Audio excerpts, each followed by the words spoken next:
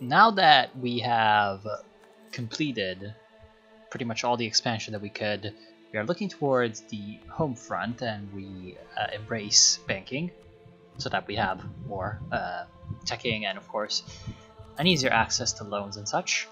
And also we can turn some territories into states such as Wallonia, thus giving us some more income.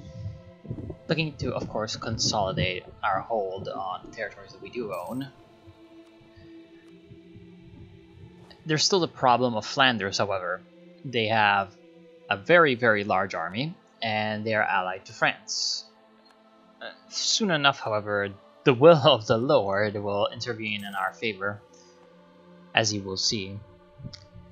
Also, a kind of a semi-problem is the fact that we have essentially no use for all of our monarch points, because we are so ahead of technology that we still cannot really use them effectively.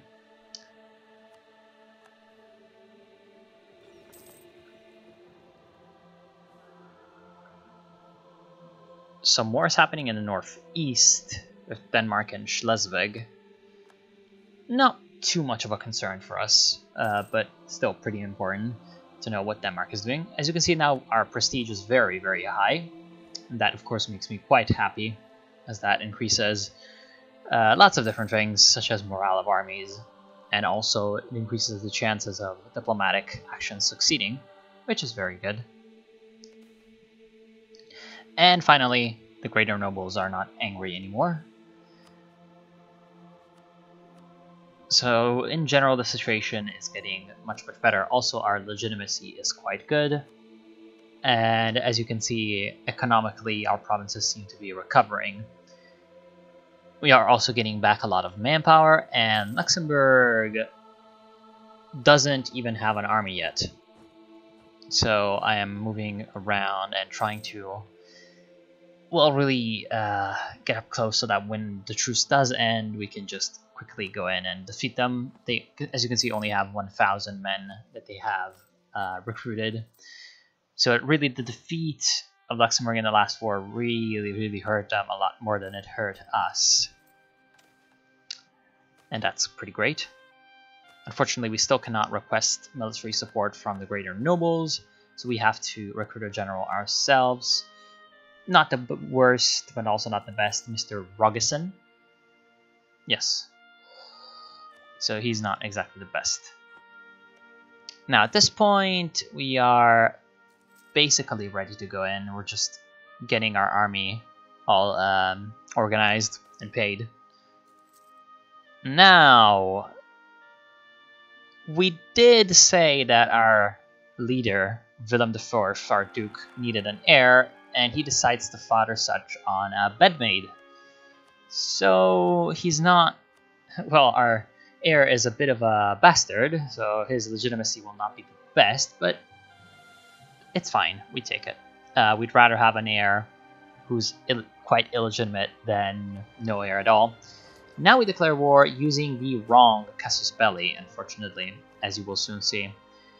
So their two allies joined the fray, Lorraine and Jülich, the usual suspects. We easily crush their armies and start to lay siege to their land, and we let our troops loot. The problem is that we use the recovered Dutch provinces casus belli, and as you will soon see, this will cause a bit of a problem. The only Dutch province that we can actually recover using this casus belli is the one to the left, Luxembourg itself. Whereas Eastern Luxembourg, the capital, which I am currently sieging, is actually not counted as a Dutch province. And we cannot take it in the war goal, in the peace treaty, from this casus belli. So what is going to happen is that since we do not have a land connection to Western Luxembourg, we will not have the ability to take it. And another nice event for some prestige. Papal-legate concedes to leading humanist. We're beginning quite a lot of these because our country is quite tolerant and centralized. I believe that also increases the chances of this event happening. Centralization, church influence, and piety are the ones that influence that event, I believe. Jülich, of course, gets completely sieged down, and I just pick a lot of options that give me some prestige and a lot of gold, quite easily getting myself a very nice boost to our economy and to our state.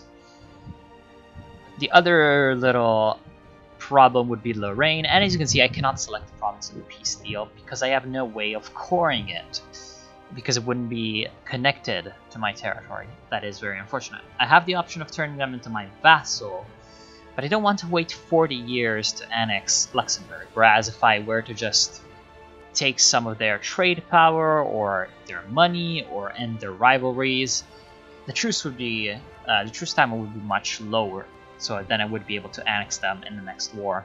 I decided to just cut my losses, get some money, and I believe I also annul some of their rivalries.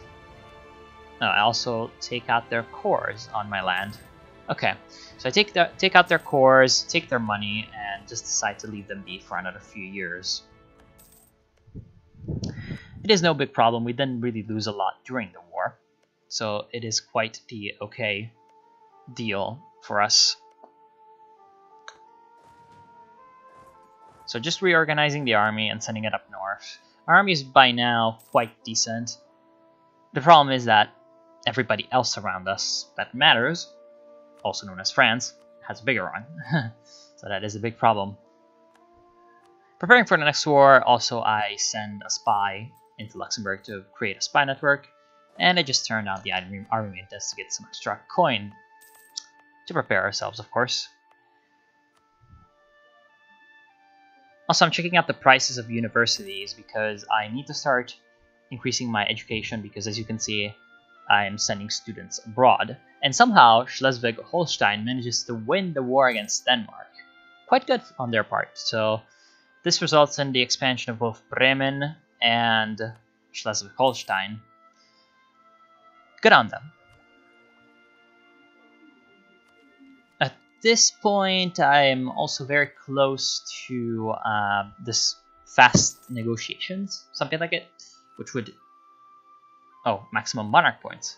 Okay, well, then it happens that I must get some technology. Of course, since I have all these administrative monarch points saved up, I decide to go for a administrative idea group. Because, of course, that would be the one that I can unlock the most ideas out of. I look at state religion, but considering that I am right in the middle of the territory that soon enough will be invested by the Reformation, hindsight is 2020, probably state religion isn't the best idea. However, humanist also isn't really all that useful for the moment, so I pass over that as well. The choices really are two, administrative and economic. And while administrative is very, very nice, it gives quite a lot of bonuses throughout a lot of different areas of state governing. And bureaucracy also isn't that terrible. It increases the number of states, promoted cultures, it increases your centralization. I decide to go for economic because the raw power of gold is just not that bad. Also, yeah, it's just in general something that synergizes well with my national ideas. For example, the ones that give you trade efficiency. And so that is pretty much a no-brainer for me. I do decide to end up going for that. And as you can see, that increases my income by quite a bit, and I can get the fast negotiations as well, increasing my global trade power by 5%, which is of course an amazing little bonus that is going to give pretty much the upper edge to my merchants. At this point, of course, because of all these developments, it seems like we have a wave of Renaissance architecture in Oversticht, and that's kind of fine. And we integrate welders as well, decreasing our diplomatic reputation because of this aggressive move. However, it is at this point fine, because it is our core anyway, so we don't really have any qualms with integrating our vassal.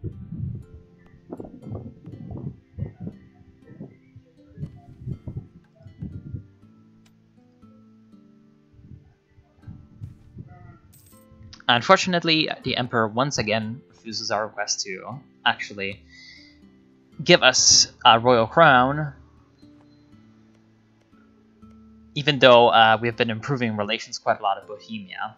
That is not pretty much ever going to happen peacefully at this point, I've realized.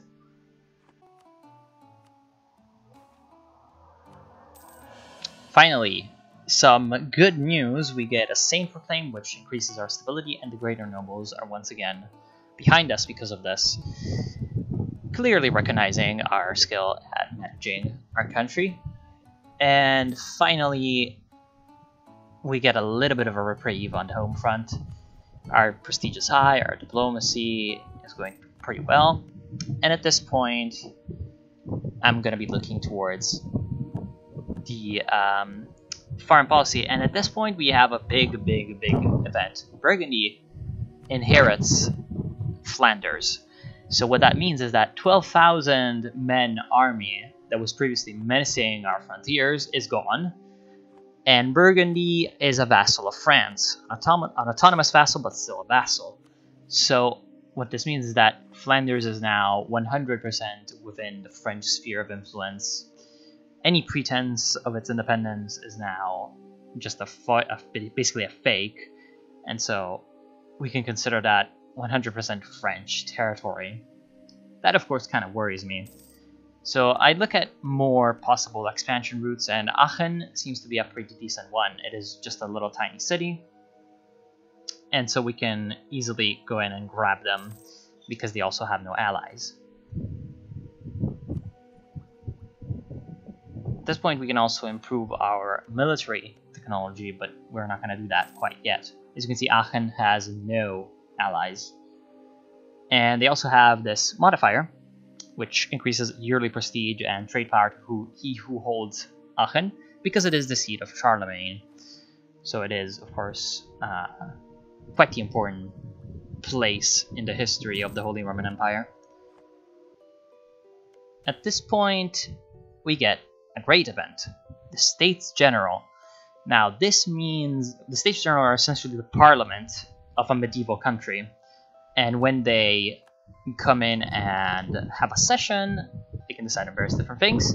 In this case, they have decided that we need to throw off the foreign yoke throughout the entirety of the Netherlands. That includes territories that were previously under the control, or rather are still under the control of foreign powers. So we gain cores on them because we are now just quote-unquote justified in the eyes of our country to go in after them. So that gives us some better routes of expansion, not only into Burgundy but also into Luxembourg and into France, who holds Liege. This is, of course, quite great, as whenever we're going to have an opportunity, we can just go in and descend upon these provinces and claim them for our own. In the east, it seems like Poland is expanding, and as soon as that happens, of course, I know that Luxembourg is my first target, in theory, because they are the weakest of all of our neighbors that we can attack. They do have some modifiers to their local fortifications, but that hasn't stopped us before, and so Luxembourg really is the first target that I'm thinking about. But as you will see, things can change pretty quickly in the European arena. At this point, the Pope is still controlled by Naples, and the Holy Roman Empire is still Bohemia. And it is at this point that we go into a pretty crucial phase. With the political unification of the northern provinces complete, the duchy could now look south to the rich territories of Flanders. This expansion was supported by the merchant classes of The Hague and Amsterdam, who wished to curtail their rivals in Bruges and Brussels, and by the northern nobility, always eager to seize lands for themselves. At the 1410 session of the States General, William IV was thus proclaimed the Duke of the United Provinces. So now we are ready to expand southward, and Castillo comes into our aid. They decide to declare war on France, and that of course means that we have to go and look to our infallible spies to see who actually has the upper hand in this war. It seems like Castillo has, with their 17,000 troops, a bit of an advantage over France. France, right now, I cannot find it, and there it is, 9,000 only. But we have to always remind ourselves that France has a lot of vassals, so these vassals can provide lots of aid to France. However, this is pretty much the best opportunity we've had in a long time to expand ourselves at the expense of France. And this is the first time we've been strong enough to actually take said opportunity and get something out of it. Also, England is allied to France. So that means that all these rich cities that, as you can see right now, I'm hovering over, who have accumulated ridiculous amounts of wealth and are thus ready, ripe fruit for our conquest, are now exposed, since both the Burgundian and French armies are going to have to charge south towards Castile. Also, as you can see, over 10,000, in fact 13,000 Englishmen cross the Channel and land in Calais, attacking Flanders as well. So if we want our spoils to be all ready and not taken by England, we have to act essentially now. We have a fairly heavy reserve of manpower, 15,000. Our navy and army are both quite ready for war. And so really it is a no-brainer at this point. We have to take this opportunity. Of course, we tech up our military so that we have as many advantages as possible. And because we're about to declare war on France, improving our relations with them doesn't seem like such a good use of our diplomacy. So just at this point, we wait for our troops to replenish and to organize for the assault. And of course, since it is actually Burgundy that holds our provinces that we have cores on, we're going to declare war not on France, but on Burgundy. Also because we have a royal marriage with France. So declaring war upon France directly would result in a loss of stability, as they are technically our partners. So with the reconquest Cassavelli and the support of Oldenburg, Hoya, who are our vassals, and of Münster, who are my ally, we decide to declare war and attack. Of course, all of their vassals and allies join in the fray. It is pretty much a brawl at this point. Our navy is going to be sent towards Bruges. Bruges is my first target to siege because it is the richest province in Flanders, and it is the richest city in the area. In fact, it is bigger than The Hague, our capital. So it is pretty much the main target that we have to destroy, even if we are able to capture it for our own after the war is over. It would be nice to have it cut down to size so that our own provinces can thrive more. Also, at this point, since we are at war with such a powerful enemy, I decide to pull out all the stops and request the full support of our estates for the war. And every estate in this can, in some way, help us. The lesser nobles bolster the defenses of our forts, the bourgeoisie give us money, and, of course, the greater nobles lend us some of their troops. So that is, of course, going to help quite a lot. And as you can see, us plus our vassals plus our allies of Münster, we can muster up about 16,000 men, which is not bad at all, actually. It is more than what I would have expected. As you can see, we managed to seize an opportunity. That province over there, I believe that is Antwerp. Wait, no, it might not be Antwerp. Well, I think it's Antwerp. Didn't have any fortifications, so we are able to easily just send our greater noble levies and take it. And now Western Flanders and its capital Bruges have fallen to us, thus giving us quite a ridiculous amount of gold and loot, and of course providing a big blow to the Burgundian economy. Of course, at this point, our war with France really isn't all that difficult. It is just a giant chain of sieges, because the French armies are fighting Castile and England, and they are losing. So that really means that we don't have that much to actually do. Now, the English army, as you can see, it's sieging Picardy and Champagne. So even if Burgundy and France were to send troops to relieve the sieges up north, they would have to encounter the English first. And by then we can decide if we're going to go ahead and try to help the English and fully commit ourselves, or just to retreat and perhaps get a favorable peace treaty while we can. So while this war is very dangerous, we still have a lot of fallback options in case things go wrong. Which is why we were so damn lucky to have Castile and England declare war on France at once. And at this point, really, we're just taking all of the provinces.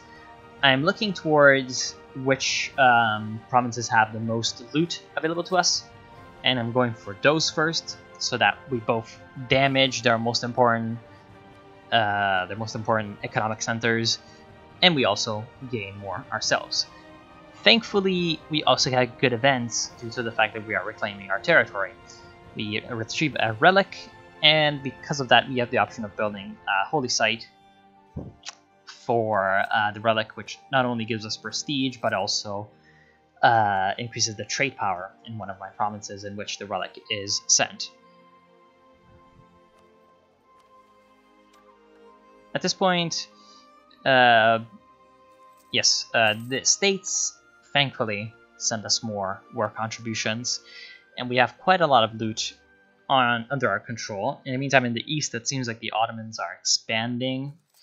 And as you can see, the amount of loot that we have acquired numbers in the hundreds of ducats, which is pretty nasty for our enemies and pretty delicious for us, because this will not only help bolster our own coffers, it will also help with the stability of our country, because most of that gold will go to our states, who will then either use it to recruit more troops in case of the nobles, or reinvest it into our own provinces in the case of the bourgeoisie.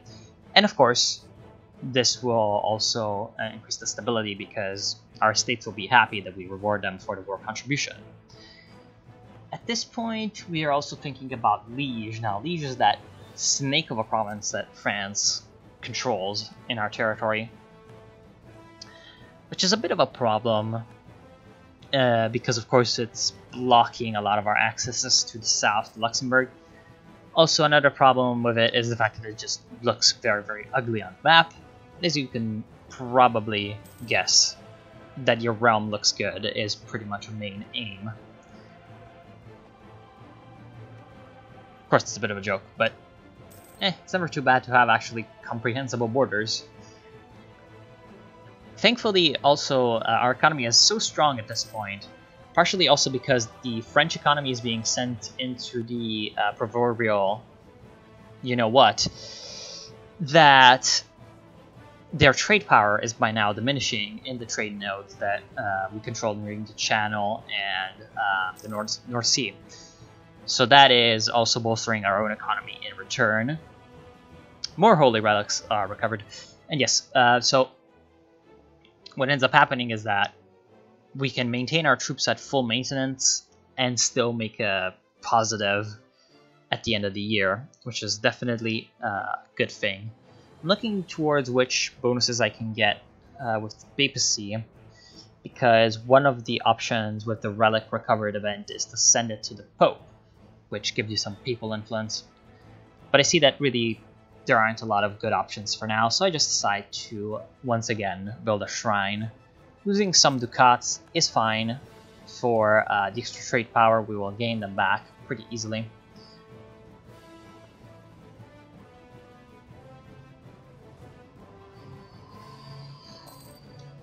So at this point, as you can see, Paris has fallen to the combined coalition armies, I guess I'm going to call them. And our bourgeoisie thankfully sends us some gold, so that is not bad at all.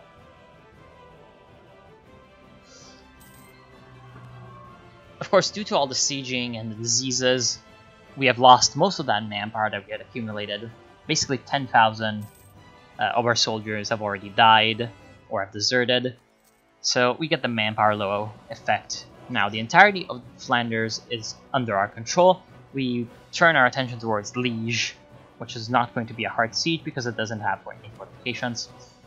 And at this point, since I have my troops all fully maintained anyway, and I don't really have much to do with them, I decide to declare war on Luxembourg as well, while I can.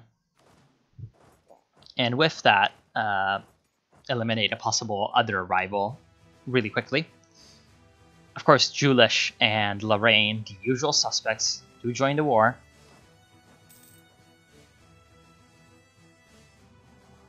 And yes, this is just a bit of a opportunistic move to prevent any kind of trouble from arising from the east when I'm actually more busy than now. It's just a decent use of time at this point. Even this war really isn't all that difficult because, again, we have beaten up Luxembourg so many times that at this point their army doesn't really exist. And since we've beaten up Lorraine many times as well, it is not going to be that hard. And at this point, France does peace out with Castile and England. England does gain a province right near us, Ardersier. And so at this point, it is going to be important to see which peace deals we can actually get away with. Because their armies are most likely not going to be entirely destroyed. As you can see, Burgundy comes in with a pretty large stack and attacks our allies of Munster. The big problem with that is that they were sieging a fort, so they are they're the attackers, I mean Munster. And so we can't even really realistically come to their aid because they die that much quicker, and we're forced to retreat. So at this point, I'm looking towards which provinces I can gain in a peace deal. Liege is quite important, but it is not as important as the economically strong provinces in Flanders. So I quickly try to focus on seeing what I can get out of this. Of course, Western Flanders, also known as Bruges, is pretty much a main priority because Bruges is just very, very, very important. With its economic capabilities being the main city in Flanders.